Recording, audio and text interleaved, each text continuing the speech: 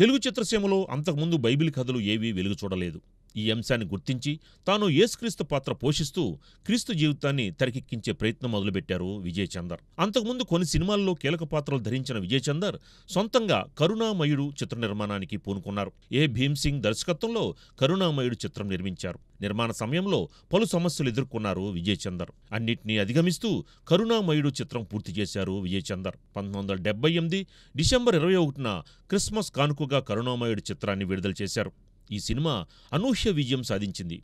ఈ చిత్రానికి B Gopalam, Joseph Fernandez సంగీతం సమకూర్చారు. ఇందులోని పాటలు భలేగా ఆకట్టుకున్నాయి. అంతేకాదు ఈ సినిమాని ఇంగ్లీష్ సబ్ టైటిల్స్తో పలు దేశాల్లో ప్రదర్శించడం వల్ల దేశ విదేశాల్లో విజయ్ చంద్రకి ఎంతో గుర్తింపు లభించింది. పలు క్రైస్తవ సంస్థలు సైతం తరువాత రోజుల్లో విజయ్ చంద్రతో కలిసి పయనించడానికి కరుణామయుడు చిత్ర విజయమే కారణమని చెప్పక తప్పదు. ఈనాటికి తెలుగు నేలపైన ఎందరో క్రైస్తవులు కరుణామయుడు చిత్రాన్ని క్రిస్మస్ పర్వదినాన తిలకించడానికి తప్పిస్తూ ఉంటారు. ఇప్పటికీ క్రిస్మస్ రోజున ఏదో ఒక ఛానల్ కరుణామయుడు చిత్రాన్ని ప్రదర్శిస్తూనే ఉండడం విశేషం.